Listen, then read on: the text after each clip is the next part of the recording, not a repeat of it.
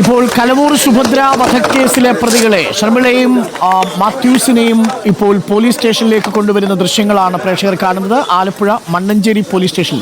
ഇതാണ് ഷർമിള, ഇതാണ് മാത്യൂസ്. ഷർമിളയും മാത്യൂസും കലവൂരിലെ സുഭദ്ര വധക്കേസ് പ്രതികൾ. മാത്യൂസും ഒപ്പം ഷർമിളയുമാണ്. രണ്ടുപേരും വല്ലാതെ അവശരുമാണ്. അവരെ ഇന്നലെ കർണാടകയിൽ നിന്നാണ്, മണിപ്പാലിൽ നിന്നാണ് അന്വേഷണ സംഘം പിടികൂടിയത്. സുഭദ്ര കൊലക്കേസുമായി ബന്ധപ്പെട്ട് ഓണത്തിന് വേണ്ടി അലങ്കരിച്ച പോലീസ് സ്റ്റേഷനിലേക്കാണ്. വളരെ വലിയ സംഭവബഹുലമായൊരു വാർത്തയായി മാറുകയായിരുന്നു സുഭദ്ര കൊലക്കേസ്. എന്തിനാണ് സുഭദ്രയെ കൊലപ്പെടുത്തിയത് എന്നത് മാത്രം ഇനിയും വ്യക്തമല്ല. സ്വർണ്ണാഭരണങ്ങൾ കാണാനില്ല. ഈ ഷർമിളയും സുഭദ്രയും തമ്മിൽ നല്ല ബന്ധത്തിലായിരുന്നു.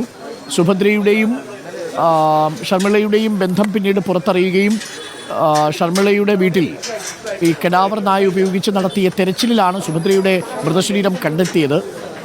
ഇപ്പോൾ അതിനുശേഷം പ്രതികളായ ഈ ഷർമിളയും ഒപ്പം മാത്യൂസും അവർ രണ്ടാം വിവാഹമാണ്, അവർ ഒളിവിൽ പോവുകയാണ്. അങ്ങനെ ഇപ്പോൾ അനഘ നമുക്കൊപ്പം ചേരുന്നുണ്ട്. കർണാടകയിൽ നിന്നും മണിപ്പാലിൽ നിന്നും കേരള പോലീസാണ് അവരെ പിടികൂടിയത്. ടവർ ലൊക്കേഷൻ കേന്ദ്രീകരിച്ചുള്ള അന്വേഷണമാണ് അവരവിടെ ഉണ്ട് എന്ന് നിശ്ചയിച്ചത്. നേരത്തെ വേളാങ്കണ്ണിയിൽ പോയിരിക്കാം എന്ന് നേരത്തെ സംശയിച്ചു. ഉടുപ്പി ഭാഗത്തുണ്ട് എന്ന് സംശയിച്ചിരുന്നു. ഇപ്പോൾ രണ്ട് പ്രതികളെയും മണ്ണഞ്ചേരി പോലീസ് സ്റ്റേഷനിൽ എത്തിച്ചിട്ടുണ്ട്. അനഘ നമുക്കൊപ്പം ചേരുന്നു. അനഘ, രണ്ട് പ്രതികളെയും പോലീസ് സ്റ്റേഷനിൽ എത്തിച്ചിട്ടുണ്ട്.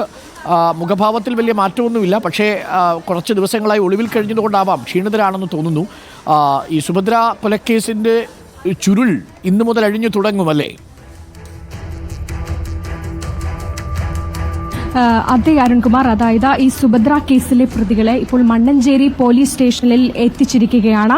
ഈ സ്റ്റേഷൻ പരിധിയിലാണ് ഈ ക്രൂര കൊലപാതകം നടന്നിരിക്കുന്നത്. അതുകൊണ്ടാണ് ഈ പോലീസ് സ്റ്റേഷനിലേക്ക് തന്നെ ഈ പ്രതികളെ കൊണ്ടുവന്നിരിക്കുന്നത്.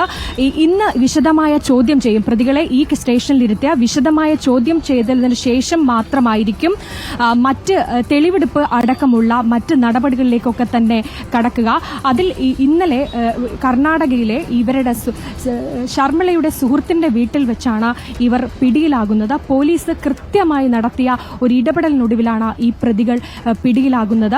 സുഹൃത്തിന്റെ വീട്ടിൽ ഒളിച്ചു താമസിക്കുകയായിരുന്ന ഷർമിളയെ തേടി പോലീസ് ആ വീട്ടിൽ എത്തുകയായിരുന്നു. കണ്ണട വെച്ച മുഖം ഷാളുകൊണ്ടൊക്കെ മറച്ചൊക്കെയായിരുന്നു ആ പ്രദേശത്തുകൂടെ ഇവർ നടന്നിരുന്നത്. അതായത് കൃത്യമായി തങ്ങളെ ആർക്കും മനസ്സിലാകരുത് എന്ന ഉദ്ദേശം അവർക്കുണ്ടായിരുന്നു. അങ്ങനെയാണ് ഇവർ അവിടെ ഒളിവിൽ കഴിഞ്ഞിരുന്നത്.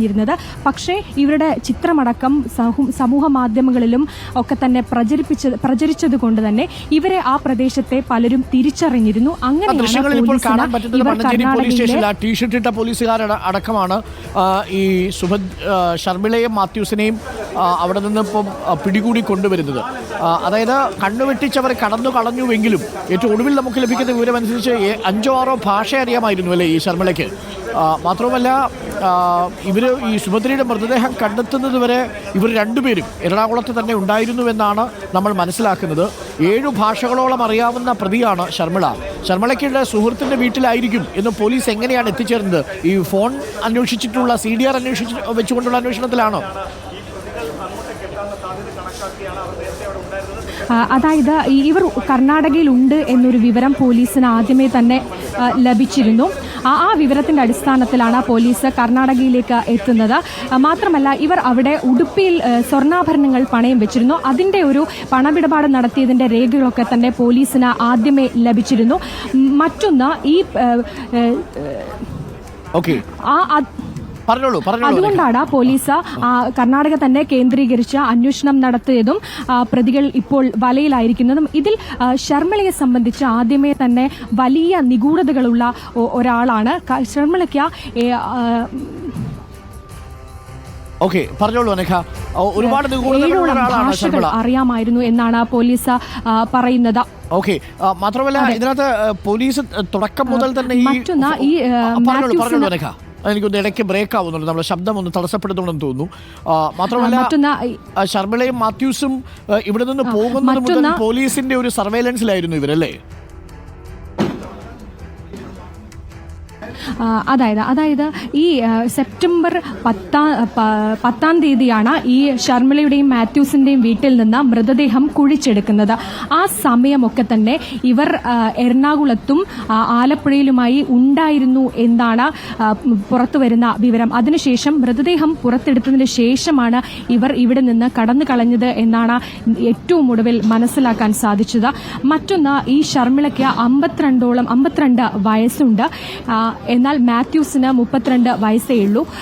ഈ മാത്യൂസിനെ തനിക്ക് 36 വയസ്സ് മാത്രമേ ഉള്ളൂ എന്ന് പറഞ്ഞ് തെറ്റിദ്ധരിപ്പിച്ചുകൊണ്ടാണ് ഈ ഷർമിള ഈ വിവാഹം പോലും നടത്തിയത് എന്ന വിവരമാണ് നമുക്ക് ഏറ്റവും ഒടുവിൽ പുറത്തു വരുന്നത്. എന്തായാലും പ്രതികൾ ഇപ്പോൾ ഈ മണ്ണഞ്ചേരി പോലീസ് സ്റ്റേഷന് അകത്താണ് ഉള്ളത്. പ്രതികളുടെ ഒരു ചോദ്യം ചെയ്യലായിരിക്കും ഇനി ഉണ്ടാകുക. ഇന്ന് വൈകുന്നേരത്തോടുകൂടി മാത്രമായിരിക്കും ഈ പോലീസ് ഇവരുടെ അറസ്റ്റ് രേഖപ്പെടുത്തുക. അറസ്റ്റ് രേഖപ്പെടുത്തിയതിന് ശേഷം നാളെ ആയിരിക്കും ഈ തെളിവെടുപ്പടക്കം ഉണ്ടാവുക എന്നാണ് മനസ്സിലാക്കുന്നത്. ശരി രേഖ, ഞാൻ വളരെ പെട്ടെന്ന് തിരിച്ചു വരാം.